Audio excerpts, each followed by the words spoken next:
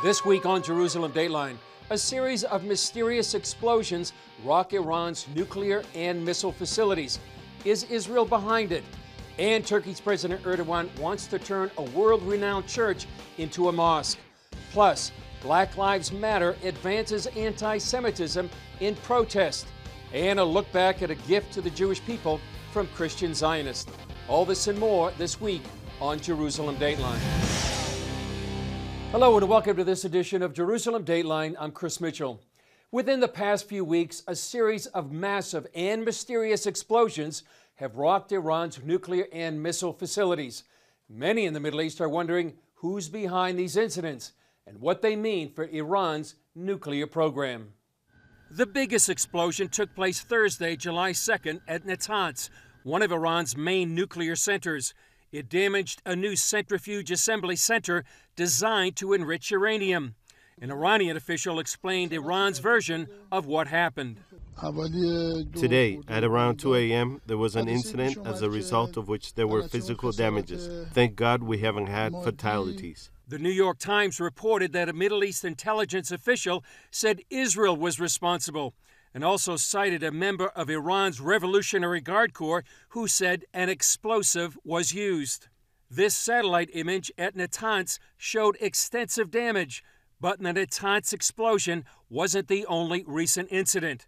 An explosion hit Iran's strategic missile complex at Kojir on June 25th, and another blast at a medical center in Tehran killed at least 19.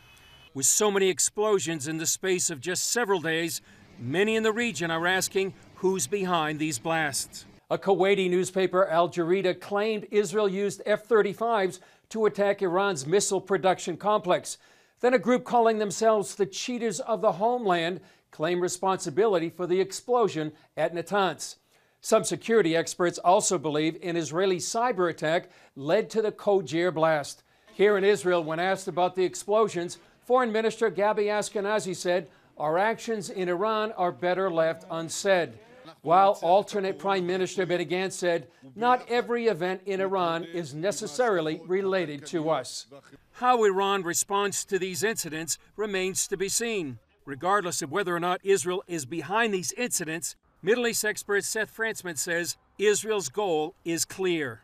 Obviously, Israel does not want there to be any conditions under Iran would acquire a nuclear device or a system to deliver it, because if you build the nuclear bomb, you also need a rocket to deliver it somewhere. So both of those would be, I assume, technology that Iran must not possess. And Israel and the United States, I think, have been very clear on not having that happen. On Monday, Israel launched a new spy satellite, and Israeli Prime Minister Benjamin Netanyahu extended the term of Israel's spy chief until next year.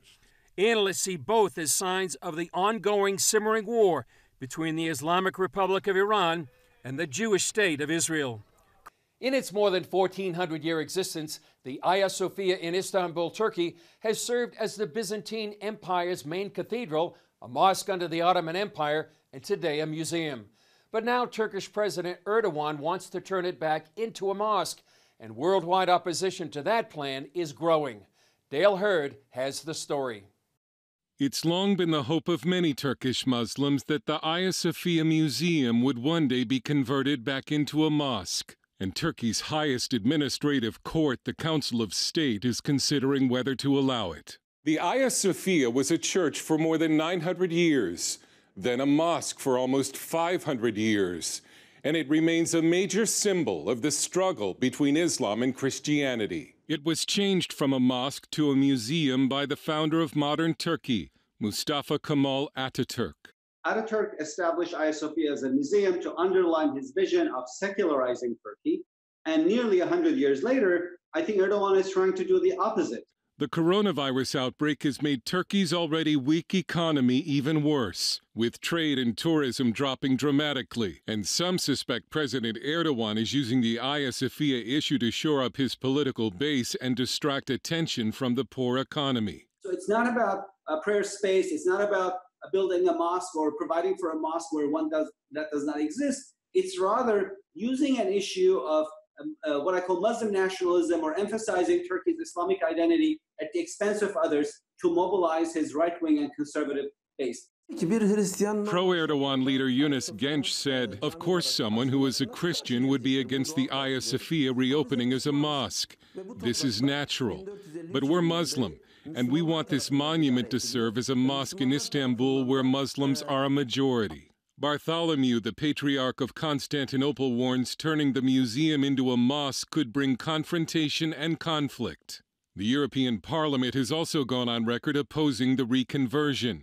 Even some Russian parliament members are upset, and the United States Commission on International Religious Freedom has demanded the plans be withdrawn.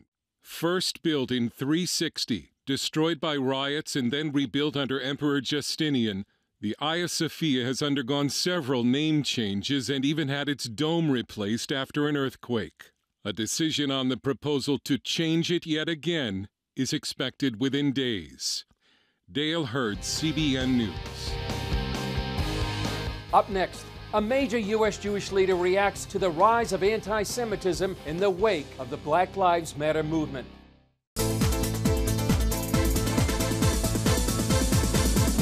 We're deeply concerned of spread. It is 10 times more lethal than the seasonal flu. Growing international concern. A global threat revealed. If we don't shut down these markets, we are heading for another pandemic. An attempt to hide the truth. His lab was shut down and he was ordered to destroy the samples. Was it a monumental mistake?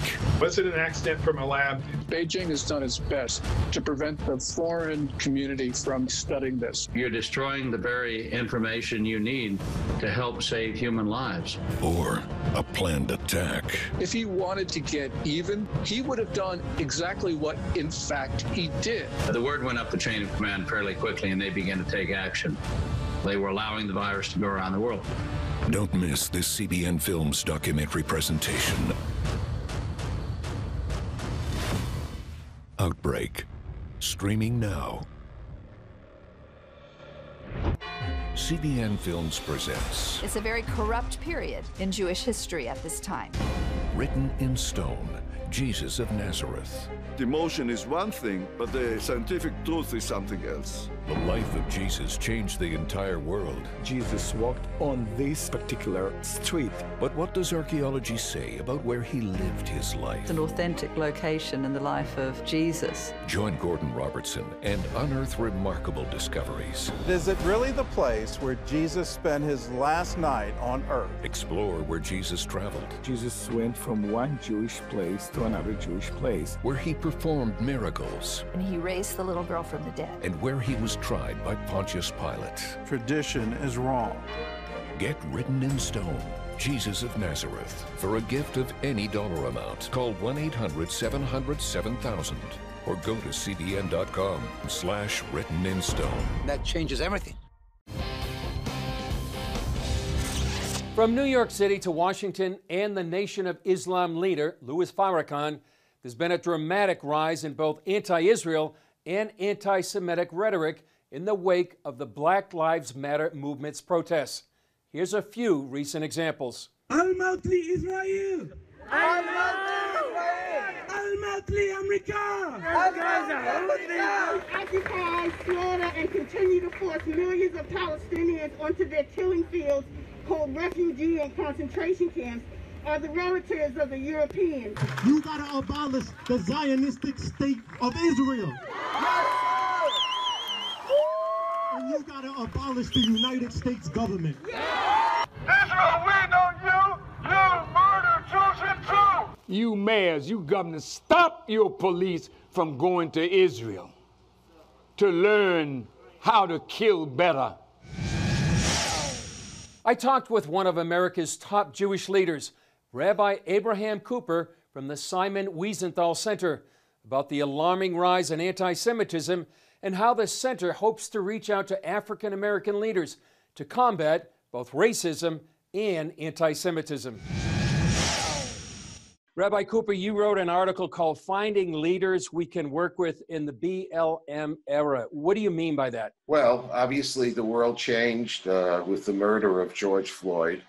And I think there was an amazing moment that was right there in the grasp of all America, in which everyone was united, understanding that that was a murder, that there are bad apples among the police and that things have to change. Unfortunately, from that moment to where we are today, is we see a lot of forces unleashed.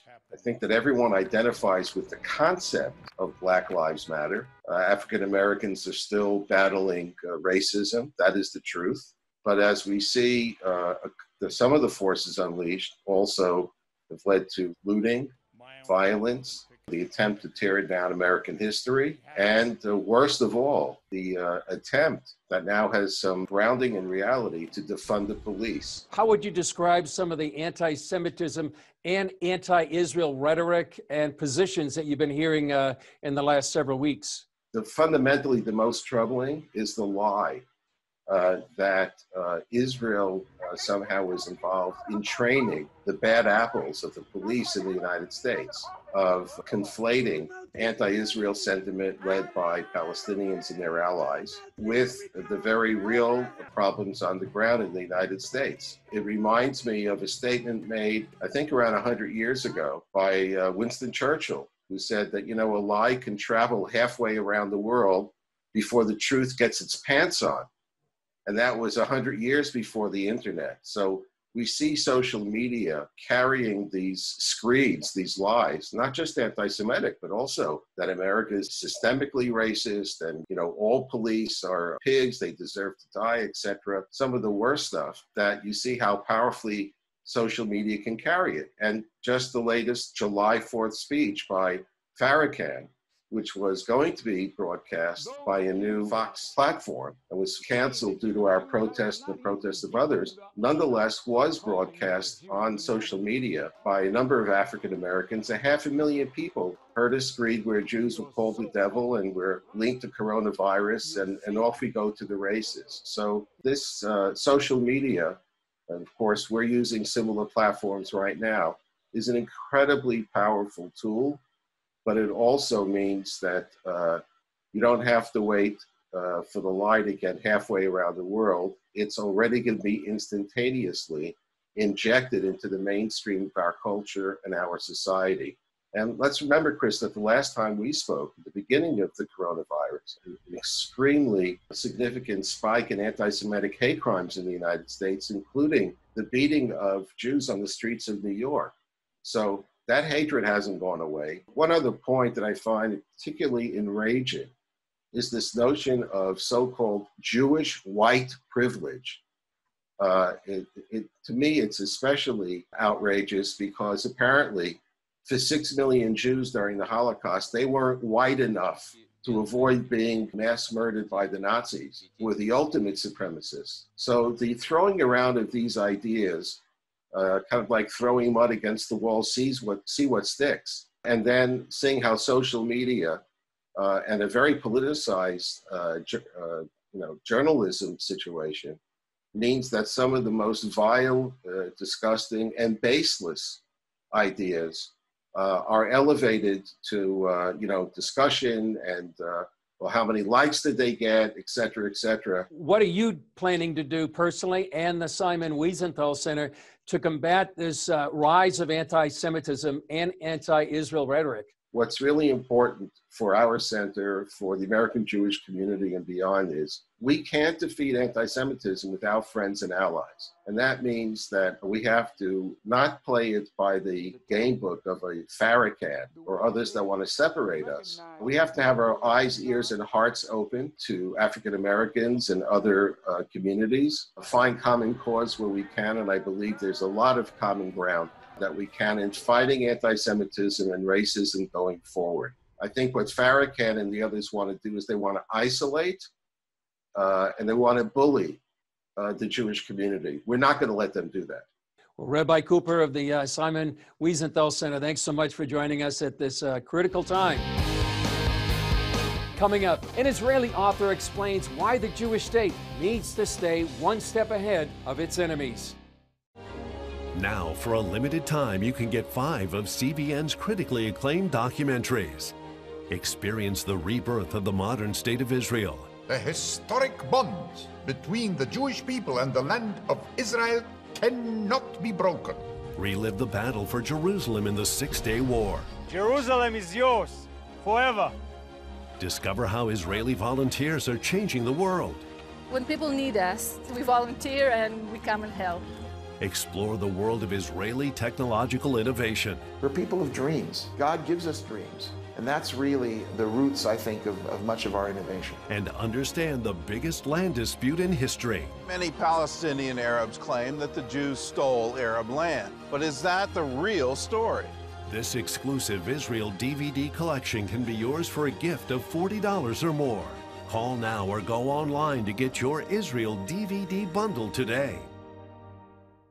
It has the power to influence weight loss, boost your immune system, and improve brain function. We've seen an explosion of data on the role of the gut microbiome in health. The free Build a Better Gut booklet reveals the latest information about the gut microbiome. You'll discover how your gut affects the rest of your health. The gut microbiome has been linked to depression and cancer and heart disease. Learn how to build a stronger, healthier gut. The microbiome, if it's in good composition, are really protecting us all the time from more invasive things. Get the Build a Better Gut booklet, free from the Christian Broadcasting Network. Call 1-800-700-7000 or go to cbn.com/buildabettergut. You need to make sure that your microbes are working with you, not against you. And if you order online, you'll get immediate access to the Build a Better Gut series, a digital copy of the booklet, and related bonus material. Build a Better Gut today. Call 1-800-700-7000 or go to cbn.com/buildabettergut for your free copy. Earlier, we brought you a story about the possibility that Israel is behind the mysterious explosions destroying parts of Iran's nuclear facilities. Israeli leaders won't say if they're responsible. But since its very beginning, Israel has faced extermination from its enemies, and it's fought back a number of ways, including through the controversial use of assassinations. Here's a story we did a few years ago with an Israeli author who explains why this deadly technique and others play such a part in Israel's history. In 1983, 241 Americans died in the Marine barracks bombing in Beirut, Lebanon. Israel's assassination of Imad Muniyeh, the mastermind behind that bombing, is one reason why many consider Israel's intelligence services the best in the world. A new book tells why. The book is called Rise and Kill First: The Secret History of Israel's Targeted Assassinations. Award-winning journalist Ronit Bergman told CBN News the title comes from an ancient Jewish writing he heard quoted by members of Israel's intelligence services. They used the phrase from the Babylonian Talmud, which says, if someone comes to kill you, rise up and kill him first. The mindset which says, when every decade your prime nemesis, your chief adversary, your main enemy, declares publicly that its main goal is to destroy Israel, then there's no other choice but rise up and kill him first. Since its founding, that's been the public goal of Israel's enemies, from Saddam Hussein to Yasser Arafat to Iran's Mahmoud Ahmadinejad. All of these, when they are your enemies, you would do whatever you can to defend your country and your people. Bergman says after the Holocaust, Jews followed three lessons that permeate Israel's intelligence services. First is that there will always be a Gentile who is after us to kill us. Second, all or most of the other Gentiles will not help, so we can rely only on ourselves. And third is that we need to have a safe haven, a refuge, a country of our own to defend it, and to defend it with all means possible. In his book, Bergman explains the secret that makes Israel's intelligence the best in the world. But there's one extra thought, and that thought is that they are the guards on the wall. They are, if borrowing a phrase from Star Trek, they are the final frontier, guarding the safety of the country and the security of the citizens of Israel and Jews worldwide, not just in Israel. They believe that if they don't work today with everything they have, then tomorrow Jews are going to be killed. Bergman's book takes readers through how Mossad chief Meir Dagan urged Israeli Prime Minister Benjamin Netanyahu and then Defense Minister Ehud Barak to use assassinations and cyber warfare against Iran instead of bombing its nuclear facilities. He also describes the elimination of Hezbollah commander Imad Muniyeh the most wanted terrorist in the world, and how Yasser Arafat escaped dozens of assassination attempts. We asked about the dilemma of targeted killings. There are two questions that are relevant. Is it effective and is it legally and morally justified? In describing an effective example, he pointed to the Second Intifada, when Palestinian suicide bombings killed and maimed thousands of Israelis. Bergman says Israel didn't go after the bombers, but their leaders. But when Israel started to kill all the layer, the hierarchy above them, the bomb makers, the indoctrinators, the recruiters, the drivers, the regional command, the military command, the political leaders, then these people, those who were not yet killed, who had no problem with sending other people to their death, well, they had another thought. They did not want to check by themselves if the option of the 72 virgin is true or not. After 9/11, the rules changed, and the U.S. began targeted killings with help from Israel's intelligence expertise. Now many Western nations also follow the Israeli model. Targeted killings remain an intense debate, and only Israel's prime minister can approve them. Yet with all its success, Bergman quotes one ex-Mossad chief who summed up their dilemma. At the core of what we did every day in Mossad was that dilemma of what does a democracy under grave threats allow itself to take and do to defend its citizens, while it knows that it unfortunately might violate other values. Bergman's book took 8 years to write and includes more than 1,000 interviews. On the eve of Israel's 70th anniversary, Bergman, the son of 2 Holocaust survivors, sees it as a contribution to the ongoing remarkable story. Sometimes I walk in the streets of Israel and I say, this is really a miracle. I think what was achieved here during the last 110 years, since the early 20th century, can not be described as nothing but a miracle. And I'm so happy to be part of that.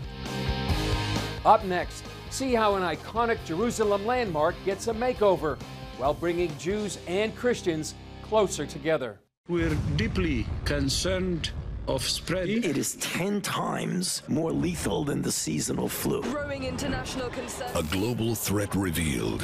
If we don't shut down these markets, we are heading for another pandemic. An attempt to hide the truth. His lab was shut down and he was ordered to destroy the samples. Was it a monumental mistake?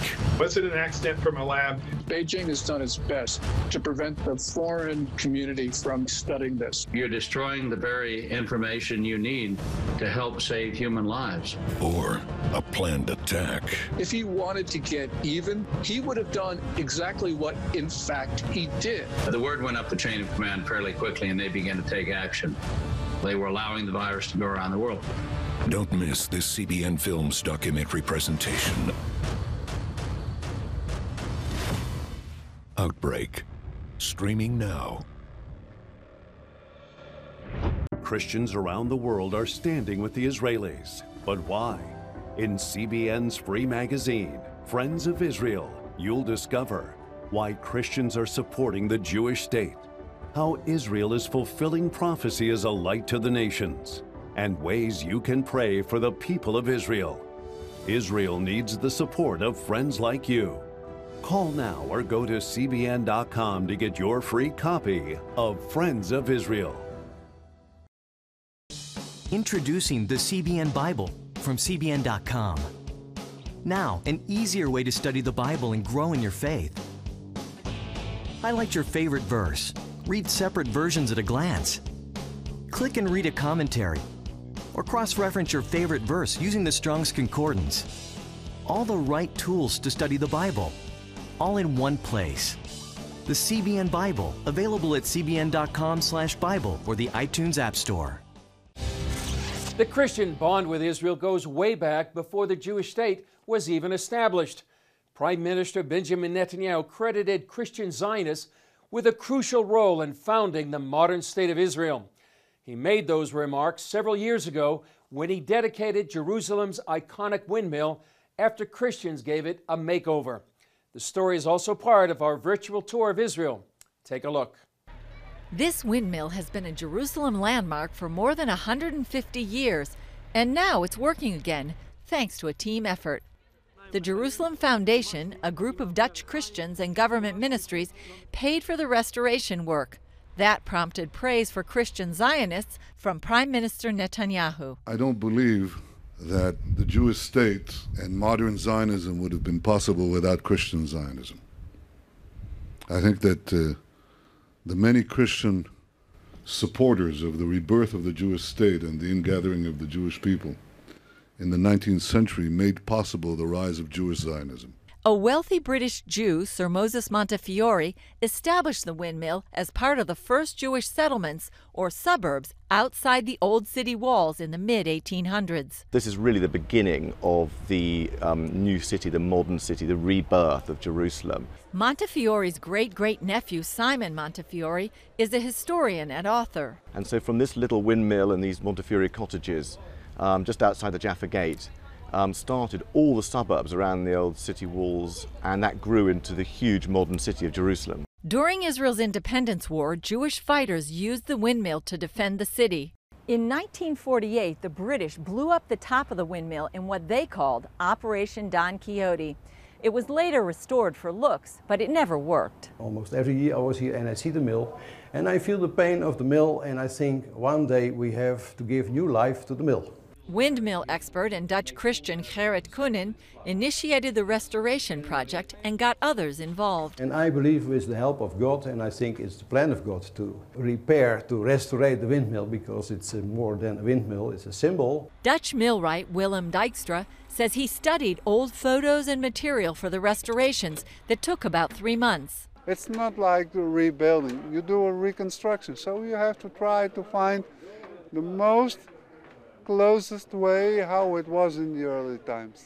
A few months from now, shafts and machinery will be installed to grind flour as the mill did for its first 20 years. For me, it's more than a mill. I like the mills very much because my family for 100 years were millers. Personally, I'm convinced that this mill is a sign of hope for the Jewish people here in Israel. It's connected to the resurrection of the state of Israel after 2,000 years. Julie Stahl, CBN News, Jerusalem. Well, that's just one of the stories you can see on our virtual tour throughout Israel. You know, we started this tour months ago to bring Israel to you because the coronavirus won't let you come to visit here. We've finished the tour now, but the whole series, more than 100 stories, covering Israel from Jerusalem to Shiloh to the Golan Heights and the Dead Sea, is on our Facebook page, on YouTube, and Instagram. And join us soon when we begin a new series on Israeli innovations. We'll show you stories on how Israel is becoming a light to the nations and changing the world. You can also join us for our Facebook Lives, where we continue to bring you the people and the land of Israel. Well, that's all for this edition. We'll see you next time on Jerusalem Dateline.